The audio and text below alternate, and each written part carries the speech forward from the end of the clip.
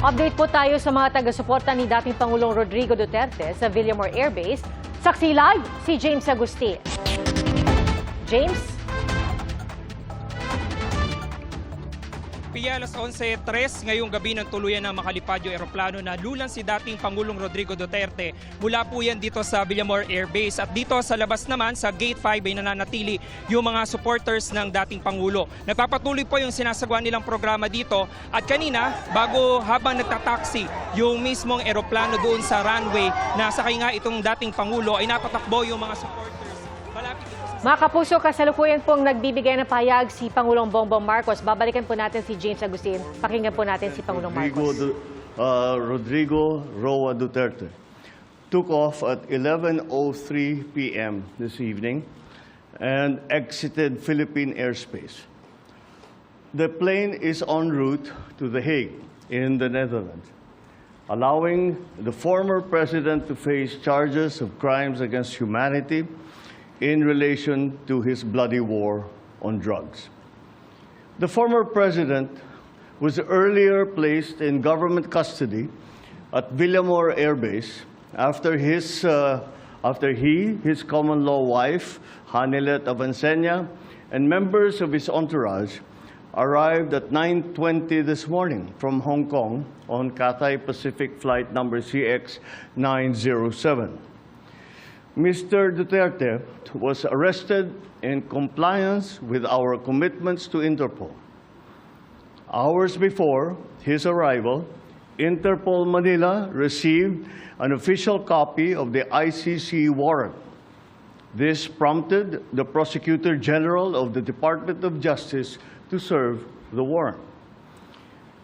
Interpol asked for help, and we oblige because we have commitments to the Interpol, which we have to fulfill. If we don't do that, they will no longer help us with other cases involving Filipino fugitives abroad. This is what the international community expects of us as the leader of a democratic country that is part of the community of nations. So I'm sure that the details that surround this what has happened today are familiar to you. I just wanted to make very, very clear and give you the facts for the departure of former President Duterte from the Philippines. Thank you. Thank you very much, Mr. President. Kanina po ay nagpaabot ng tanong ang mga miyembro ng Malacanang Press Corps at atin po itong sasagutin. Question number 1. Mr. President, meron po bang pisikal na kopya ng warrant of arrest laban kay dating Pangulong Rodrigo Duterte mula sa ICC? Oh, meron. This came in. Actually, it came in. I received it from Secretary Remulla. I received it at 3 a.m. last night, and I looked at it, and we went back and forth. 6:30, he wrote me again, and he said, "We have it already. We have the warrant of arrest from Interpol." And I said, okay, we'll put all our plans into place, and sige, let's proceed as we had discussed. Now, that's what's happened. So yes, there is a very clear document that will explain that will explain the basis on how we conducted this arrest of former President Duterte. Sir, is it okay if we give them copies of the arrest warrant, photocopies of the arrest warrant? Will that be possible? Do we have limitations on that? We have the limitations, but we can. We have here the SILG, who has been, of course, part and parcel of the entire operation. We will provide the PCO with a digital copy. It has been attested by the Secretary of Justice and the Department of Justice as a lawful and legal warrant. We will publish it after this press conference, and you can use it as reference. These are, it's very simple. It's a request to the Philippine government from Interpol to enforce the arrest warrant. And of course, we comply with our commitments to Interpol. We did not do this because it was derived from or it came from ICC. We did this because Interpol asked us to do it. And we have commitments to them, and we lived up to those commitments. Sir, thank you, sir. Second question, sir.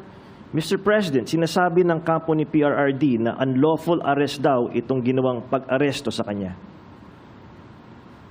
Well, we followed every single necessary procedure. We had a very good basis on which to serve that warrant and to read him his rights. We followed all the legal procedures that are necessary. So I'm confident that if in further examination, you will find that it is proper and correct. Sir, third question from the MPC. Mr. President, may violation ba ito sa ating soberanya itong pagkaka-aresto kay dating Pangulong Duterte? No. Bakit naman?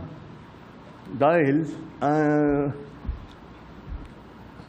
consistent naman tayo. Hindi tayo tumutulong sa investigasyon ng ICC. Meron tayong contact sa kanila, natural. Pero no, not on an official level. We didn't help them in any way. The arrest that we did today was in compliance with our commitments to Interpol. It just so happened that that came from ICC. But it's not because it came from ICC. It's because it came from Interpol. Pang-apat po na tanong, Mr. President, sinasabi po nila na ito ay political persecution lamang at may kaugnayan din daw sa 2028 elections. Okay, well, I'm sure sasabihin nila yan. But this case started in 2017 when we were still members of the ICC. And it was during the time of former President Duterte. So I don't see how that can be political persecution on my part because it was initiated before I even came into the picture. So that would seem. But once again, we have to recognize that, you know, of course, it's natural for people to lalagyan ng politika, kulay ng politika. Pero sinundan lang natin yung ICC, yung Interpol. Hindi natin kinakausap yung ICC. Marami silang hinihingi sa atin ng mga dokumento, wala kaming binigay. Yun lamang, hindi natin mahindian ang Interpol. Pag sinabi sa atin, tulungan nyo kami, kailangan namin kunin itong taong ito.